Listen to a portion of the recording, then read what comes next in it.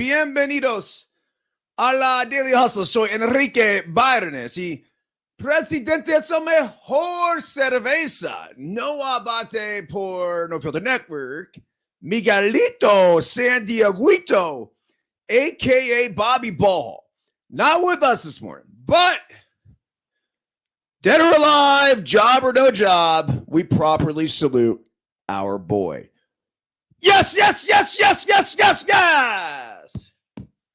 Woo! Remember this, folks. When we are juiceful, we are useful. And when we are juiceless, we are fucking useless. Simple as that. A very pleasant good morning to you on the 25th day of September 2023. Happy Monday. We are sponsored by, of course, KT Tape. That's right. We got the Skin Prep wipes. We have the Pro Oxygen tape. This is the good shit, man. I mean, it really gets the blood flowing to the area. So if you have any sort of inflammation, something bothering you, what this does is it helps blood flow to the area. It reduces inflammation and, well, basically gets us back out there and charging how we would like. Do not forget, though, the blister prevention. Now, you can get all of this with the QR code that's supposed to be on top of my head. I'm not sure if it is or not, but if it is, go ahead and hit it and make sure you get yourself some Shave Safe. That's right. Reduce up to 24 hours of friction. We don't want any friction down there. Definite sweat and water resistant. It keeps us smooth, clean, flowing, and chafe free for our package. The DH222 Unfiltered Life Guidance from a Human Crash Test Dummy. If you have not picked up a copy of this, go to ericbyrnes.com, where you can also pick up a foot reflexology board. That's right. They're back in stock, at least we believe. They're supposed to arrive on Saturday. They did not. So if they're not there by today, we're going to have to throw up another red flag signal. But the footboards should be back in stock. We're having a lot of faith that it's going to happen today, in which case we'll get every footboard that's been ordered over the past 30 days out by tomorrow. But go to ericbyrnes.com to order yourself one there. Okay, what else we got going on? The quote of the day. The essential conditions of everything you do must be choice, love, passion. Nadia Bollinger. Daily Hustle translation. If the work is not our choice, it will be done resentfully. If we don't love the work, it will be done half-heartedly. If we don't pour passion into whatever it is, the work will never be our best and certainly will never be sustainable or successful. Think about that. The essential conditions of everything we do must be choice, love, and passion. If we're not choosing to do it, it's really simple. You will do it with resentment. And this could be something as little as taking out the trash, washing the dishes, vacuuming the room, whatever it is, like just chores around the house that you're probably saying, Burnsy, there's no fucking way this is my choice to do it. Well, I think this is also a good chance to rethink what it is that we do. I don't love taking the trash out yet. I look at it as one of my responsibilities each and every single day, or at least when it's filled. I don't love cleaning the fireplace out, but I know that it's not going to get cleaned out. So although those both may seem like tasks that are not necessarily by choice, they actually are. I choose to do it because I love the result. Now, it doesn't mean you have to love everything that you do. I've never believed that. Some things you just do because ultimately you're going to love the result of them. So when it says here, choice and love, so addressing love now, it's okay if you don't love the actual activity, so long as you love the result. And then the passion, look, I'll tell you the same shit I tell my kids. Show me how you do anything, and I'll show you how you do everything. If your room's a mess, well, what do you think that's going to pour over into? Your homework's going to be a mess. Your practice skills are going to be a mess. And it's going to bleed into the playing and games and all other aspects of your life and potentially your relationships. And you could be like, well, no, not really. It's really compartmentalized. It's just I'm sloppy with this. And no, fuck that. No. Look, do I think that's possible? Yeah, sure, a little bit, I guess, where you could be really neat and organized and efficient and effective in one area of your life. Try doing it in all areas. Because the one thing undoubtedly will then go on into the next thing.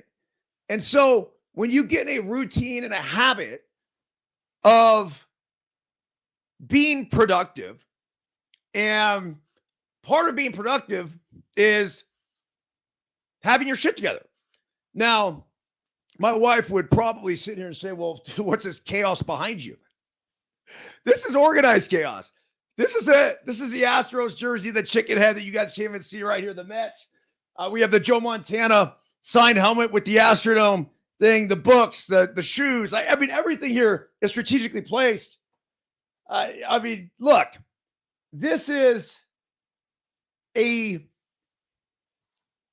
total, what you might consider shit show. But for me, this is organized. So we all will have our different ways of going about doing things. But it's also the way I live my life with a lot of different things going on, whether it's coaching baseball or doing the Daily Hustle pod or doing Deuces Wild. Helping build out this startup and No Filter Network. Look, there's a lot of things going on, and the only way I think we'll ever be efficient and effective in doing that is to do everything, quote unquote, the same, in the sense that most importantly, we pay attention to those details and we do them with passion. So anyway, the what the fuck fact of the day: people are more creative in the shower when we take a warm shower. Now, I don't think it has to be warm. We experience an increased dopamine flow that makes us more creative. I would recommend even trying a cold shower, or you could go warm to cold, but the dopamine hit is real. The riddle of the day. This is new here. I was floating through some jokes, and the whole concept, premise, and idea of the quote of the day, the fact of the day, riddle, whatever. Joke of the day was what it was for beagreatteacher.com. Now, dude, they packed up and closed shop. They stopped with the daily fun facts. So we decided to go ahead and do our own here. I say we. There's a lot of we when it's actually just me. But I was reading through the dumbass jokes last night, and I found something else that actually said riddles. And I'm like, okay, this might be interesting. So this is the first ever Daily Hustle riddle of the day. What appears once in a minute, twice in a moment, but not once in 1,000 years? Anybody? Anybody? The letter M. It's brilliant. It really is. Okay, let's get to the Daily Hustle Life Optimization article of the day. Right here it says, what a 2-day vow to silence and no tech brought one woman. Figure this be an interesting place to start. So this chick took a 2-day vow of silence. She stopped using her phone. And here is the number one thing it taught me about happiness. I think about happiness a lot. Specifically, I think about keeping me from being happy. Those obstacles can include delayed trains, dry contacts, or class pass $28 missed workout fee. More often than not, it's a harsh inner monologue. My generation was raised on the idea that happiness is a choice.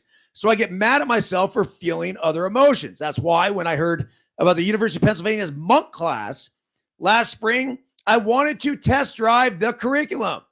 The formerly titled Lively Deliberately course requires students to observe a code of silence and abstain from using all electronic communications for a month. According to the university's website, monks believe that silence frees up brain space, making you more available for religious epiphanies.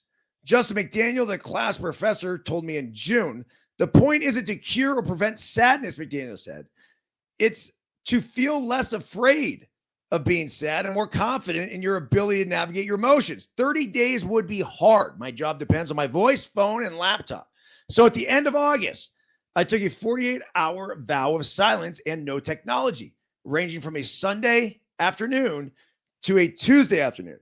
At one point, I accidentally said, excuse me, to a neighbor doing laundry behind me. But otherwise, I made the entire 2 days without speaking or using technology. And I learned something that upended my sense of happiness and how to achieve it. Less is often more. Here's what that means. She says, when I'm stressed, social media and TV don't necessarily make me feel better. Whenever I start to feel overwhelmed, I usually reach for my phone, turn on the TV, or listen to something. I'm not entirely sure why. Maybe it's a hope of distracting myself for long enough will help me move past it. Typically, the opposite happens. My thoughts multiply and I go from overwhelmed to panic. I recently started seeing a new doctor who, when looking over my chart, paused when she saw I reported struggling with anxiety and mild depression. That surprises me. You're so bubbly and confident, is what the doctor said. My sunny disposition mostly unintentionally masked my inner monologue. But during my experiment, I found it easier to listen to myself talk. Without access to the Gilmore Girls Instagram or the Armchair Expert podcast, I noticed that intrusive thoughts and shook them off more easily. Silence, it turns out, can be good for us. It can improve concentration, creativity, and mindfulness, helps lower blood pressure, reduce cortisol, and improves insomnia, studies show. Asking for help is great, but only when you actually need it. In the fall of 2020, I finished graduate school, ended a relationship, moved in with my parents, and was unemployed as the pandemic raged on. It was a lot. Daily calls with my friend kept me in one piece. We spent hours laughing and crying on the phone together. Arguably, the experience taught me the wrong lesson, that whenever I feel something negative, I need to go into crisis mode and pour my emotions out to somebody else. Quote, you have to learn how to sit with feelings of anger or sadness or loneliness without crowdsourcing your emotions to your friends, McDaniel said, adding that it often only takes dealing with 30 seconds of discomfort. During my time in monk mode, I still occasionally thought, whoa, does everyone I know secretly hate me? Allowing myself to observe the thought while calling a friend to psychoanalyze it proved shockingly effective. I could figure out what triggered the feeling and look at my emotions objectively. I don't hate anyone for being a little loud, slightly vain, or caring what other people think of them. So why would people feel that way about me? I feel better when I slow down, she says. Celebrity CEOs and monks swear meditation is life-changing. There's even moderate evidence it improves anxiety, depression, and physical pain, a 2014 Johns Hopkins University study says. But I, like many others, am bad at sitting still. I've tried to sit with my back against the wall in silence, listening to recordings on a meditation app. After 5 minutes, I'm worse off than before, annoyed I can't corral my wandering mind. McDaniel offered an alternative strategy at home. He and his children allocate 30 minutes per day for sitting or walking in silence. I could walk.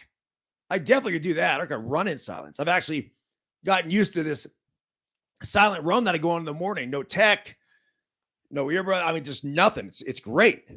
McDaniel offered an alternative strategy at home. Okay, they talk about that. For the half hour, you can't read, you can't learn, you can't listen to music, he said.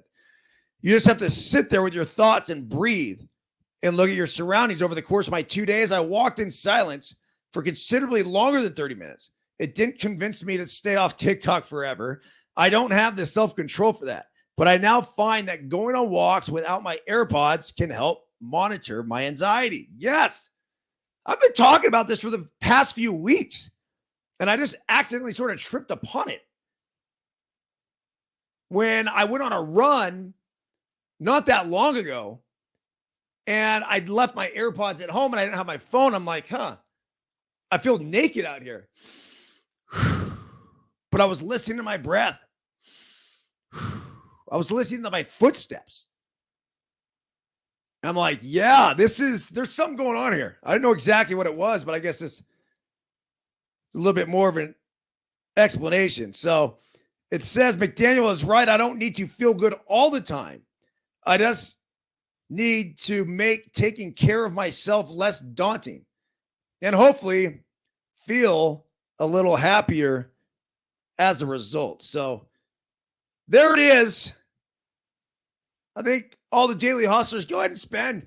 And look, 30 minutes is somewhat of an arbitrary number. If you don't think you have the patience for it, go run 1 mile. Go walk a mile. Is probably a good one. Leave your phone at home. Leave the AirPods at home. Have no kids just gone. Half mile out, half mile back. As Kowalski like to say, half out, half back. That'd be a good one. So another big life optimization story before I get into all the fireworks that happened over the weekend in college football, the NFL, and Major League Baseball. I read this last night. I was fucking fascinated. 7 months after entering hospice. Like, first of all, I didn't realize that hospice could last for 7 months. I kind of feel like hospice comes and, I don't know, within 2 weeks, you're dead. But Jimmy Carter, let's just start referring to him as the survivor, man. 7 months ago, he was put on hospice. He's 98 years old. He's going to turn 99 on October 1st. So I got to believe everyone in his family and friends and whoever else is taking care of him at this point thought he would be dead at least 6 months ago. Well, former President Jimmy Carter and his wife, Rosalind, have made a surprise appearance at the Peanut Festival in their Georgia hometown. The Carter Center wrote in a social media post on X, formerly known as Twitter. The former president, who was also once a peanut farmer, and his wife are seen in a video riding through the Plains Peanut Festival in a black SUV. Quote, beautiful day for President and Mrs. Carter to enjoy a ride through the Plains Peanut Festival. And just a week before he turns 99, I wonder how old his wife is. Because as soon as she goes, he'll go. Or you can make the argument as soon as he goes, then she'll go. That's been statistically proven. The former president is 98 and has been in hospice care since February. What the fuck? He turns 99 October 1st. The former first lady has been diagnosed with dementia. Oh, okay. The couple this summer marked their 77th wedding anniversary, extending their record as the nation's longest married first couple. That's really cool. It was amazing considering that he is in hospice care. And he is tough enough to come out here. In my opinion, he is one of the toughest men to serve as president. And he is my favorite. Reed Elliott, a Corbin, Kentucky resident, told WALB TV. Carter, a one-term Democrat who left office in 1981, has lived longer after leaving the White House than any former president in U.S. history. In recent years, he has suffered from several health issues, including melanoma that spread to his liver and brain, although he was said to have responded well to treatment. Last month, their grandson, Josh Carter, said the former first couple was still holding hands, but that it was clear they were in their final chapter. Well, I don't know. I think it's good for him. Get out of the house. I mean, you're still living. You got to go do something, right? But I would be shocked if, say, for example, she passed away and she's dealing with dementia. That sucks. I mean, so long as you're here, you want to live. You want to have something to live for and shit to do. So good on Jimmy Carter. Let's see if he can beat hospice. I mean, you never know. He might live to be 120. Be reading this article 20 years from now. Jimmy Carter, who 20 years and 7 months ago was put into hospice, attended the Peanut Festival again. Oh, man. Okay. El Nino is coming this winter. An El Nino winter is coming. Here's what it could mean for the United States. Fall has only just begun, but it's not too soon to look ahead to winter, especially since this one may look drastically different than recent years because of El Nino. This winter will be the first in a few years to feel the effects of the phenomenon, which has a sizable impact on the weather during the coldest months of the year. El Nino is one of the three phases of the El Nino Southern Oscillation, which tracks water temperature changes in the equatorial Pacific Ocean that can have rippling effects on weather patterns around the globe. The El Nino phase occurs when these ocean temperatures are warmer than normal for an extended period. You guys aren't going to believe this shit, but this is one of my senior thesis reports, and I actually did it as a news report where I dressed up as a weather guy. This year's El Nino began in June, is expected to be strong this winter and last at least into early spring, according to NOAA's climate prediction. El Nino's cooler counterpart, La Nina, played a huge role in the past 3 winters across the U.S., keeping the South dry while parts of the West received a lot of much-needed snow. Early winter predictions from the Climate Prediction Center have many of the hallmarks of typical El Nino winters. Changes are going to come. What could this winter look like? So there's a chart here. And basically, I guess I could share it with you guys. But when you look at the western part of the United States, it's going to be wetter. Now, whether or not that means snow, and it pretty much starts in the San Francisco Bay Area and extends over to the greater Lake Tahoe region. And they're talking about the Pacific jet stream, which I guess would be lower. So you're going to, in the South, you're going to deal with cooler temperatures. In the, call it Midwest, it looks like it would be drier. And then the Northeast, it's going to be warmer. So you have the Pacific jet stream going like, and then you have the polar jet stream coming down here. As far as the East Coast is concerned, it looks like they'd be relatively unaffected. So it's the southern part of the United States, which we could expect to be cooler and wetter, and the warmer air will be below the polar jet stream, and that's going to be on the northern part of the United States. So we'll see what ends up happening, but I might have to bust out that old El Nino tape and share it with you guys. All right, let's work backwards here, because last night I was watching the Raiders game, and the Steelers had dominated much of the game.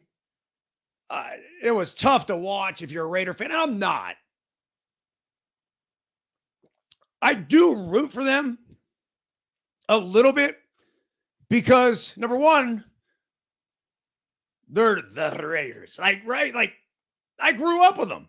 Whether they were in Oakland or LA, they've always been there in my life. Now, Have they ever been my favorite team? No, not even close. But this is a team that, despite a lot of things, their inability to stay in one fucking city, or their very polarizing fan base. Actually, part of me likes it because of that, because a lot of the Raiders' black hole fan base, so to speak, was the Oakland A's fan base. So to feel that gnarly vibe and energy, yeah, I'm down with that.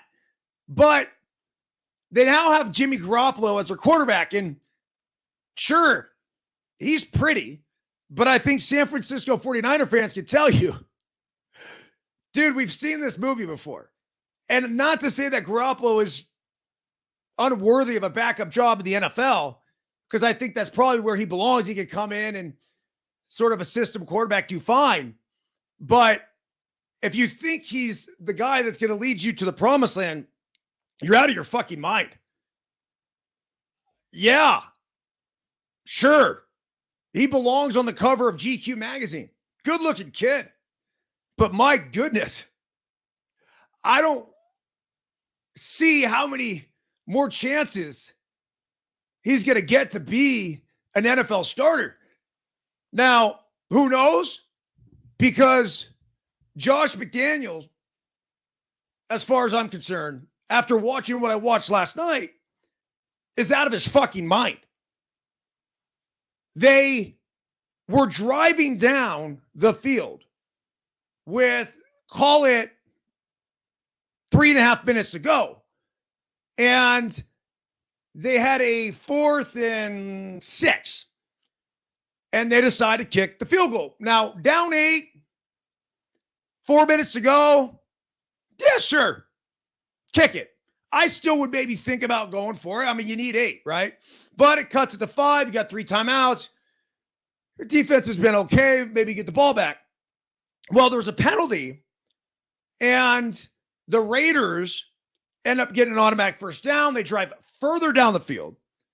And now, with under 3 minutes to go, they have a 4th and 4, down 8, still with 3 timeouts. Well, at this point, McDaniels decides to kick the field goal again.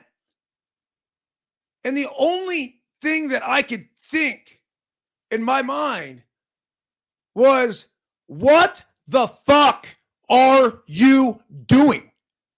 It makes 0 sense.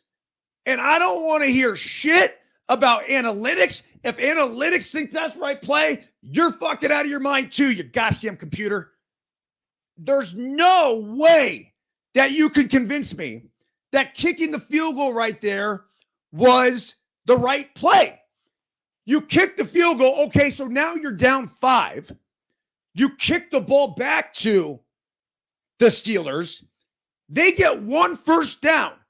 Even with all your 3 timeouts, all they need is 1 first down, and the game's fucking over. Well, sure enough, they get 1 first down. They punt the ball away, and the Raiders get the ball back at their own 15-yard line with 12 seconds to go. They had a, let's call it 60%, at least 50 on 4th down to get the first down, then take off more clock, and then drive into the end zone, get your 2-point conversion, and we're going to overtime. Well, instead, they tried to do it this way. It made 0 sense. It still makes 0 sense. I don't want to hear any computer geek, any fucking computer, anybody try to make sense of this. It made fucking none. Now, as you can probably tell, I did have the Raiders -3. And why in the world I would ever think of taking that play is just stupid. We have to realize that when the Raiders are in Las Vegas, it is just as much of a home game for the visiting team as it is for the Raiders. Dudes love playing there. They feel the juice, the energy. Fans love going to the games there. I mean, you have a lot of neutral fans there, number one. Then you have a ton of Steeler fans, as there were last night, that will make a vacation out of it. That's why whoever tries to tell me that the A's wouldn't draw well in Vegas, I think you guys are fucking crazy too. The A's would draw unbelievable in Vegas because, once again, you're from San Diego. Anyone in their right mind is looking for a normal excuse to get to Vegas, and the Padres playing the A's would be it. Same thing with the Dodgers. Like, these are all the easy trips. Not to mention, let's just say the Texas Rangers. So you get the people from Dallas going, hey, let's come in. Seattle, all of it. It's going to draw. And it's going to draw really well. But, ultimately, with the decisions that were made last night, and let's start with mine, because the choice to take the Raiders was just about as bad as it was Josh McDaniel deciding to go for it or not go for it on fourth down. It just made absolutely zero sense. So if you looked at my card from yesterday, I played 8 games. And I am going to share this. 8. The Ocho. And so why am I so upset about that last Raider play? If you go to the Action website here, which they need to be a sponsor of ours. How and why they're not, I have no idea. Well, here is, let's see the bet history. Yesterday, there it is. You guys ready for this? There's all the plays. So it was Miami -6 cha-ching, New England -2.5 cha-ching, Houston plus 7.5 cha-ching, Detroit -3 cha-ching, Green Bay plus 1.5 cha-ching, Buffalo -5.5 cha-ching, LA Chargers plus 0.5 cha-fucking-ching, Las Vegas Raiders -3.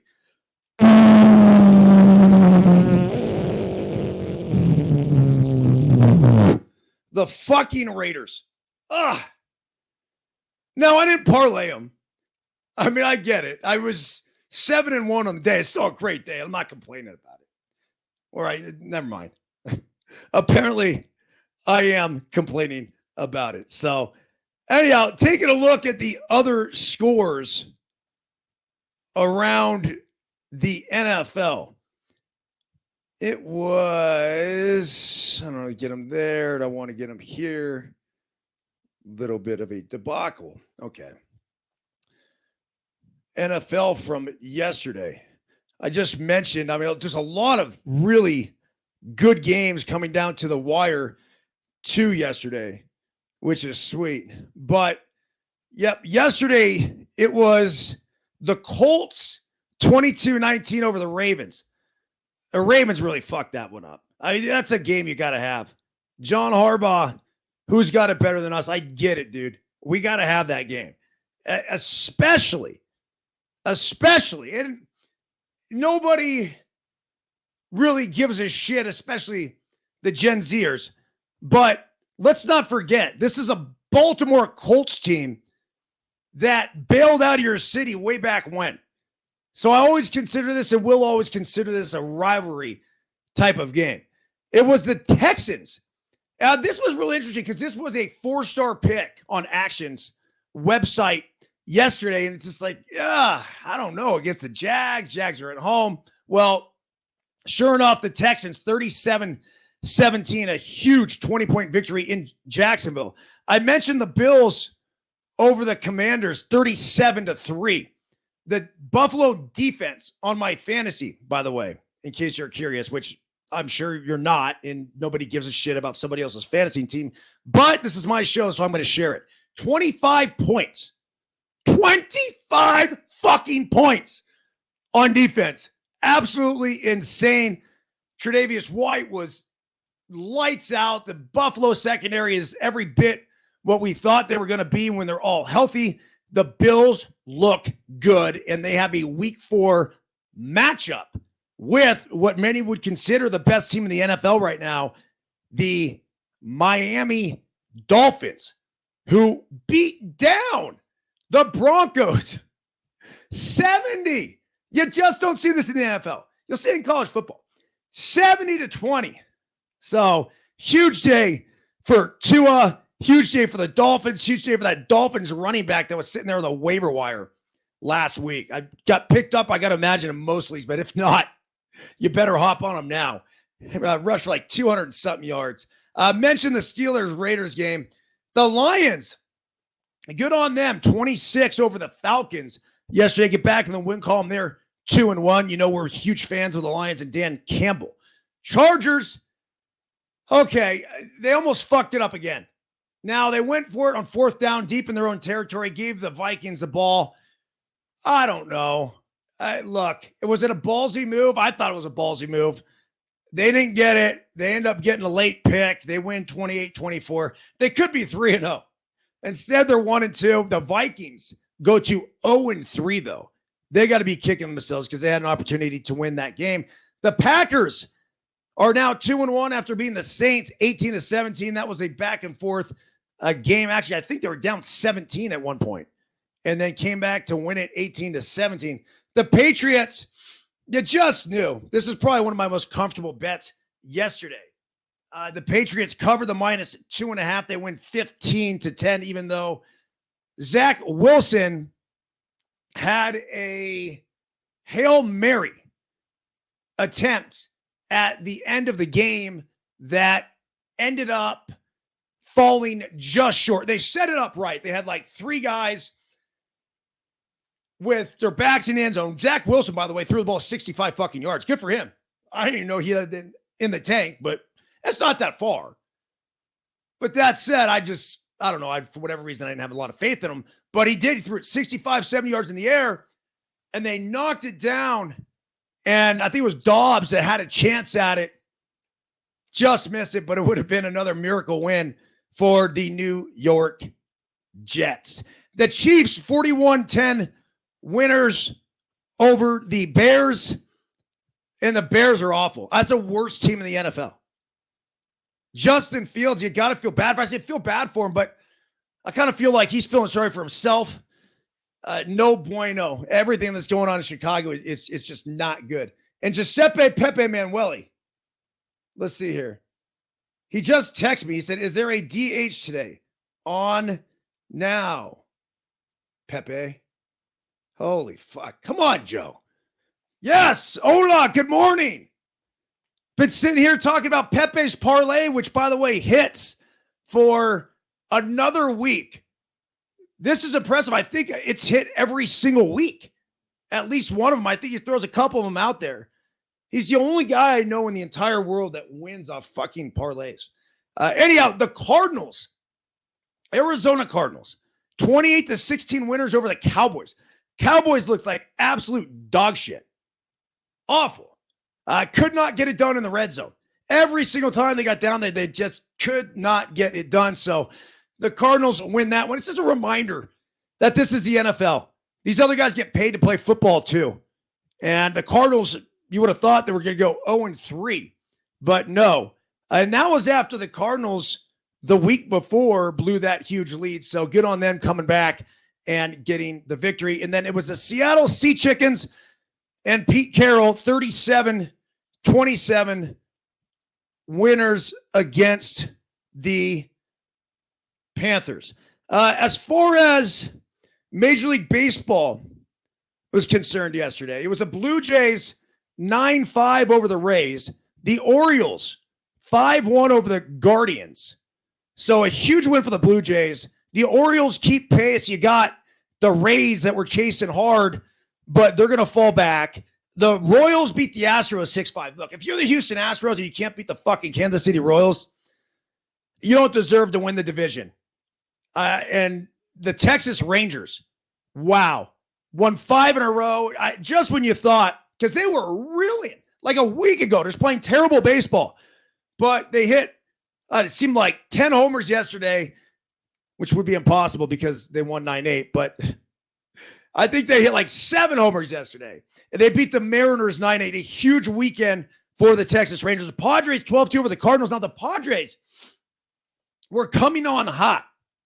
They really were. And then they lost, I believe, on Saturday. But they came back strong and took it to the Cardinals yesterday. So is there a glimmer of hope?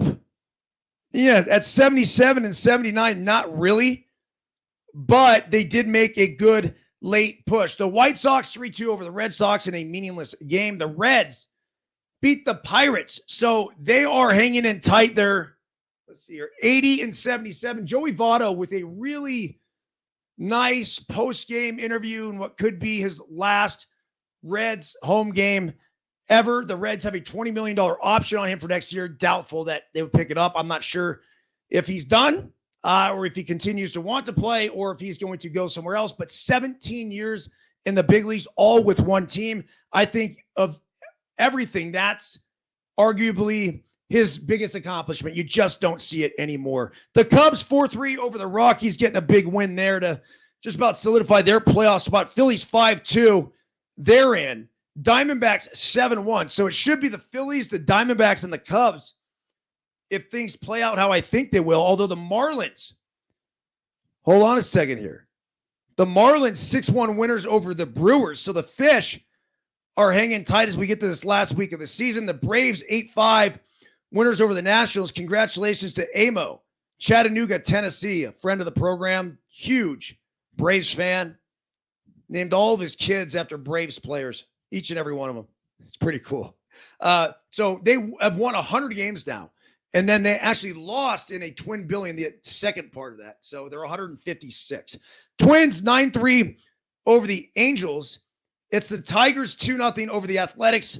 And the Dodgers, the dirty fucking Dodgers, 3-2 over the Giants. So the Giants and Padres have the same record. Let's hit some MLB news right here, and I'll be able to better break down the standings. Okay, so your division leaders are the Orioles, the Rangers, and the Twins in the American League. And that's, well, I say pretty close to done. You got the Rays, who will be a wild card team. You have the Blue Jays, who's really looking like they're going to be a wild card team. Huge victory yesterday. And then the Astros, 85 and 71. The Mariners are a half game back. And then the Yankees trying to hold on to that consecutive winning season streak. They're done as far as the postseason is concerned. But they are one game above 500 as they continue to chase that. I think it's an impressive streak. No one else is fucking talking about it. I talk about it every day here. That's a model of consistency. You want to be great, you got to be consistent. So then you got the Braves on top of the East of the National League. Obviously ran away with that division. The Dodgers and the Brewers. All those are done. So it's the Phillies, the Diamondbacks, and the Cubs. The Marlins are a game back. The Reds are 2.5 games back. The Padres and the Giants are fucking done. They're 5 back. Wow. So the Reds are pretty much done too. The Marlins, oh, don't spoil the party. That would be, yeah. I'm a baseball fan. I don't really affiliate myself too much with one team. Obviously, I have more loyalty to the A's than the Diamondbacks than I do any other team. The last thing I'd want to see right here is the Marlins just fuck up this beautiful National League playoff picture. Because to think that we're going to have a National League playoffs with the Braves, the Dodgers, the Brew Crew, the Phillies, the Diamondbacks, and the Cubbies, like that's a good group. And all due respect to the Marlins. And this is an organization that, hey, they've won a couple World Series, 97 and what was it, 2003? I don't know. Their run differential's minus 50 fucking 1. I just can't get super excited about this group. I think the other teams are more entertaining. And look out for the Arizona Diamondbacks. If they think that they're going to go ahead, because it's going to be the Brewers against the Cubs, that's going to be a fun series. And then you're going to have the Phillies and the Diamondbacks. And the Phillies think they're going to walk over the Diamondbacks and that's an easy series. They got another thing fucking coming to them. The Arizona Diamondbacks are for real. So one other thing that I want to get to. Wait, hold on a second. Because I just saw something really interesting. It says former MLBer is playing for Greece at 57 years old. Okay, we got to click on this. This is one of those stories that just comes up we got to get to. It's not unusual for nations playing in European championships to have former big leaguers on their rosters. The Netherlands has Roger Bernardina and Didi Gregorius on their team. Israel claims Ty Kelly and Ryan Lavernway. And Eric Sogard has returned to play for the Czech Republic after making his debut in the World Baseball Classic. While players like these provide talent, wisdom, and experience, suffice to say, no one has experienced quite like Greece's backup catcher and first baseman Eric Pappas. That's because Pappas, born April 25th, 1966. Fuck, man. He's 10 years older than I am. He's 57. He was drafted in the 6th overall by the Angels in 84. Pappas went on to play 104 games with the Cubs and Cardinals from 91 to 94. That's also when he got snapped, enjoying a bowl of fruit for his Topps Stadium Club card. I mean, look at our guy Pappas. I like his vibe. And here's my alarm. I set it for 47 minutes every day. Lets me know when I need to shut the fuck up. So, anyhow, it says, though he left the Philly baseball in 1996, clearly the game has never left Pappas, who is playing in Europe's biggest baseball competition nearly 3 decades later. Really cool story for Pappas. Just keep playing. All right, of all the shows, that was one. We'll be back tomorrow. We'll go over all the college football scores. We'll set you up for the week. We got Monday Night Football tonight. We have Deuces Wild back on tomorrow. So, going to leave you with great quotes from great leaders. And you got, let's see here. How about George Washington here on this Monday morning? Quote, I hope I shall possess firmness and virtue enough to maintain what I consider the most enviable of all titles, the character of an honest man. All right. By the way, if you could leave a review, if you're listening on Apple Podcast, anywhere, I'd hit the 5 stars if you're feeling generous. Write a little something. Really appreciate it. And once again, we're back tomorrow with the Daily Hustle. Please share the pod with a friend if you could. We film this live, typically in the 8:30 to 9 o'clock Pacific time range, Monday through Friday. If you want to join us there and fire away on the chat like Stephen Luker and John Davis and John Emmanuel Ramos Henderson. We are international once again, motherfuckers. Yes, that's right. So if you want to join us live, do that. If not, we're on all the podcast platforms, but any sort of love and review is much appreciated. That's it. Everyone have a fantastic day.